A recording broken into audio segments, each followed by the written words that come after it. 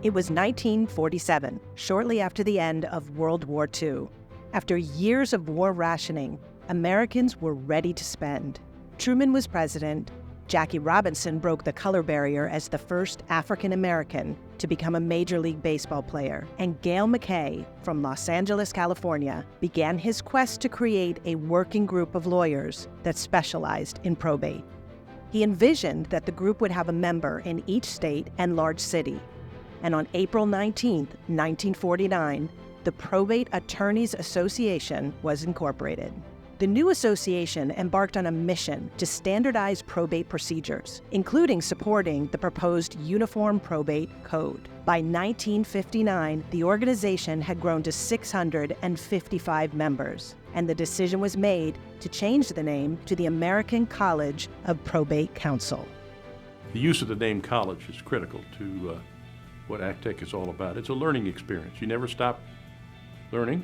Some of us thought that the word probate was off-putting.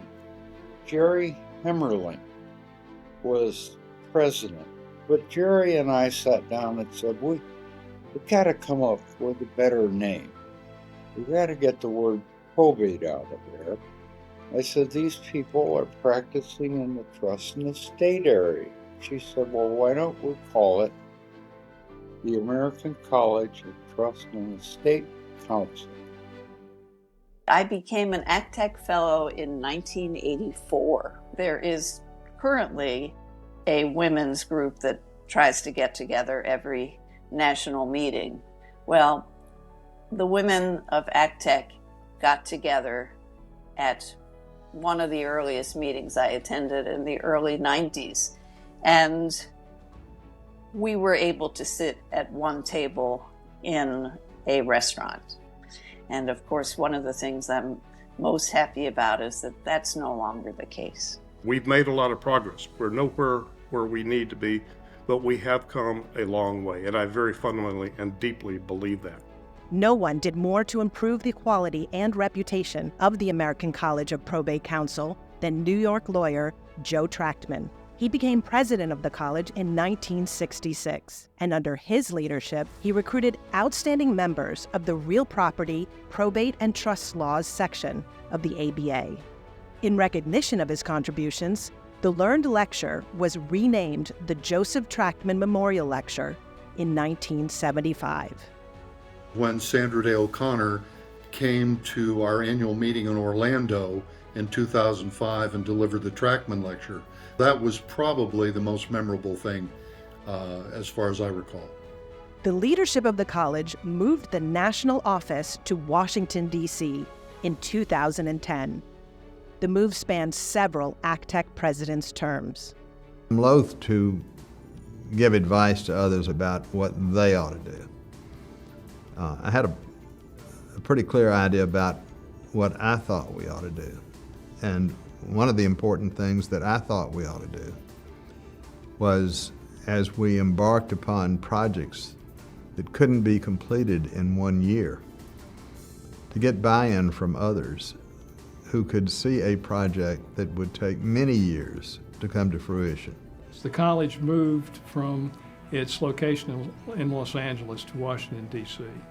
All that occurred during a couple years when I was involved, but it really wasn't my accomplishment. It was the leadership's accomplishment. And it takes a lot of time to make changes in the college.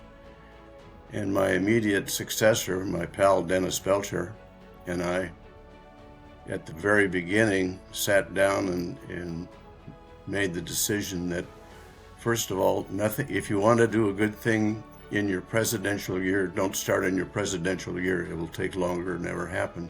Dennis Belcher had conducted a first round of interviews seeking an executive director in California.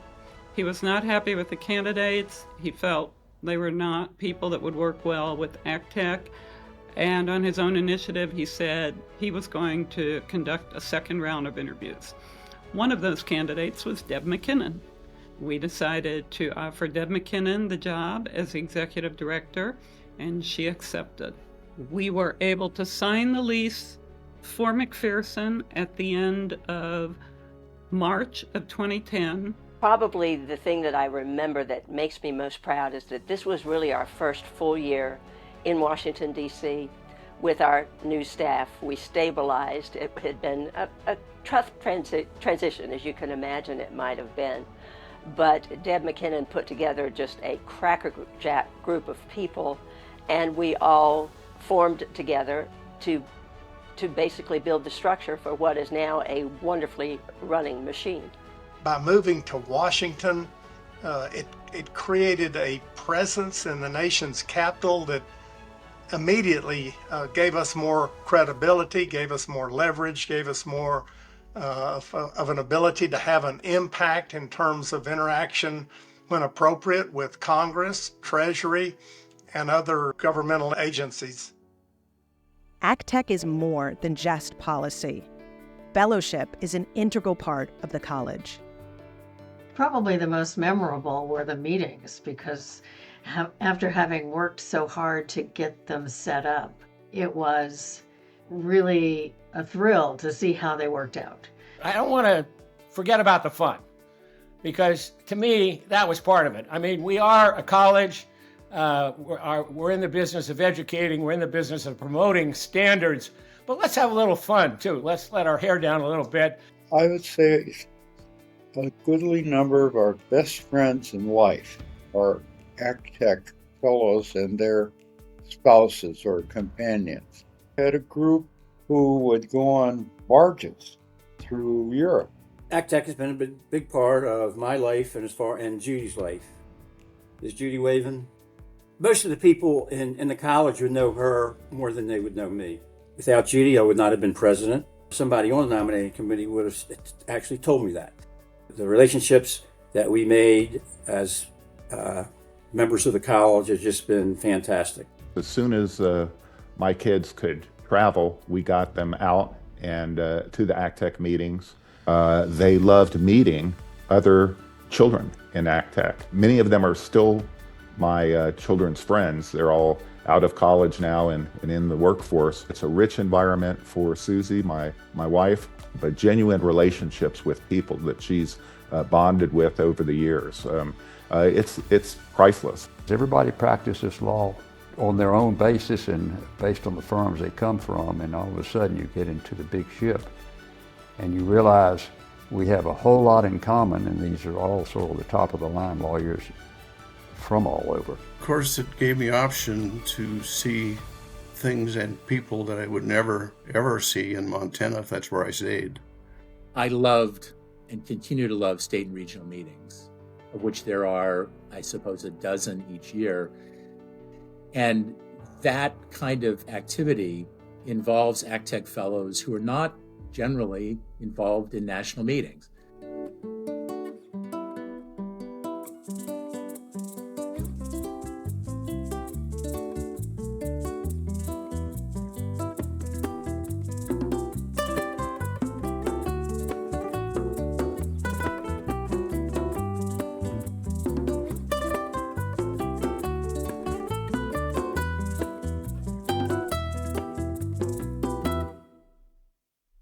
Each president of the college made a mark on its future.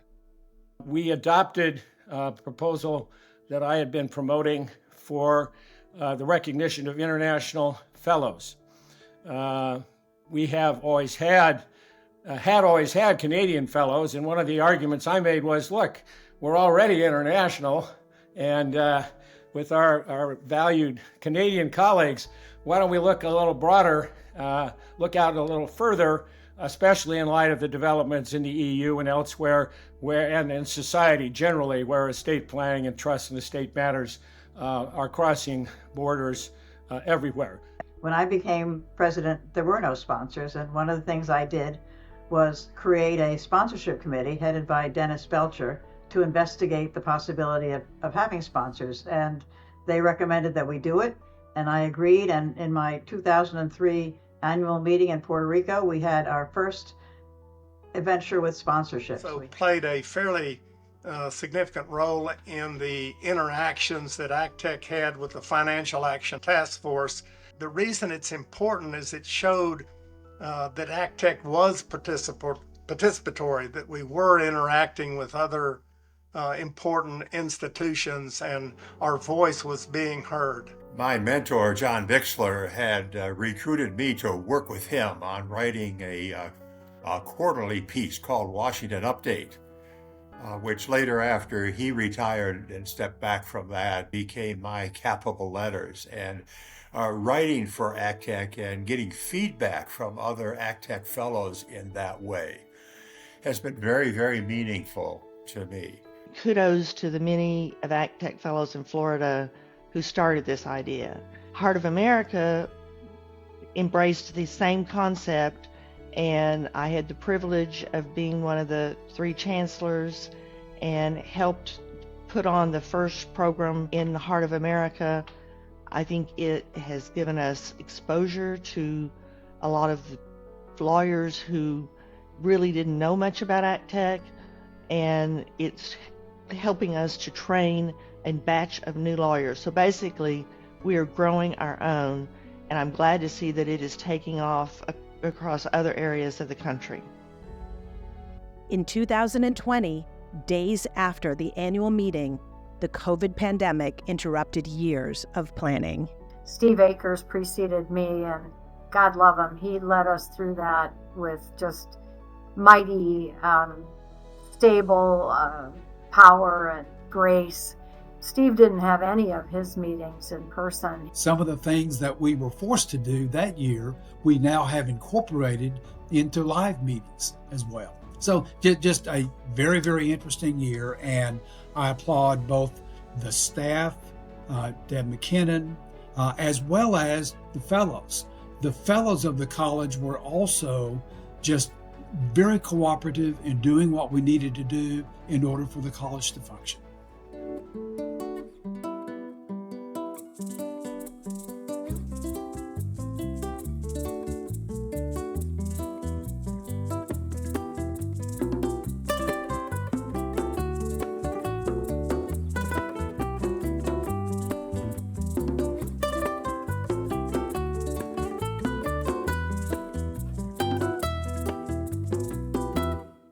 So if I were to give one message to the future leaders of ACTEC, I would say management by walking around is the best way to learn what this organization might need from you. Because it's not always obvious what the organization needs from its leaders, and it changes. It's different at different times.